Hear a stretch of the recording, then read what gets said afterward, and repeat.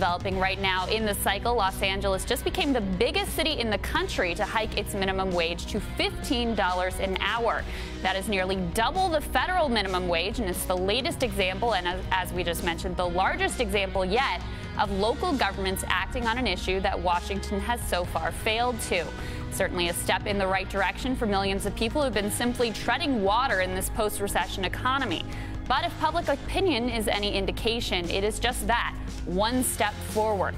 A new survey out today finds that nearly 4 out of 5 Americans believe that it is easier to fall out of the middle class than it is to rise up into it. That is a very sobering statistic.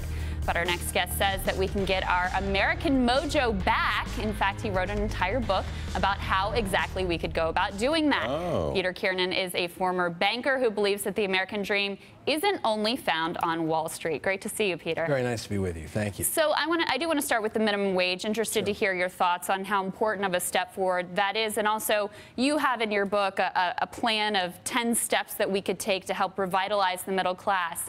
Lord knows that with this Congress, we can't get all of them done. So which one do you think is most central to restoring our middle class? Sure. Let me try that first. As far as the minimum wage, I think it's a great idea that these other parts of the country have taken the lead. But if you look at it, there are about 145 million people who are working in the United States. And of those, about 3 million, a little over 3 million, are paid at or below the minimum wage. So it's a good step in the right direction, but it's just a shard in the mosaic. There's just a much bigger plan that we have to have. So good to do, good start, necessary, but nowhere near sufficient. Right. I just want to pull up the poll that you mentioned, Crystal, the 79%, because we do the job numbers every month on this show. Yes. And as we talk about it, obviously, it's getting better and better. But the mood of the country is not that. You look at this poll, you have 79% of Americans throughout all ages and political affiliations believe it's more common for people to fall out of the middle class than to rise up to it. I mean, that, as Crystal was saying, is just a sobering statistic right there. What is the step forward? What do you think is most important? Would you say infrastructure is at the top? Also, jobs that don't pay enough, that are underpaid for people that are well trained to do things? I think your second one is probably the most important thing, which is we are creating jobs, but the jobs report that comes out leaves out the most important ingredient, the market value of that job. Because it would be like the New York Stock Exchange saying we traded 1 billion shares today, but didn't tell you if the market went up or down. What we're doing is we're creating a lot of entry-level minimum wage jobs. These are not breadwinner jobs, and they are not multiplier jobs. Right now today, there are 4 million wonderful jobs that are open in the United States. We can't fill them. They're skill-based jobs. They're in biotechnology, in computer science, in digital work, and what we have is a skills gap. But if we can fill those jobs don't need to be created. They need to be filled. And I think that's really the opportunity we have right now. And yes. Go ahead. Well, you also talk about it in the book, the way forward is about dealing with the growing consumer class or middle class outside of our borders. You talk about in 20 years, 80% of the world's purchasing power will exist outside of the U.S. 95% of the world's consumers will be outside of the U.S. How do we go about capturing those consumers and bringing their wealth back to these shores? Well, I've spent a lot of my career trying to cater to those folks' needs. And the truth is, what we've got, what we manufacture, they want. What we create in terms of services, they want. And I'll give you one small example.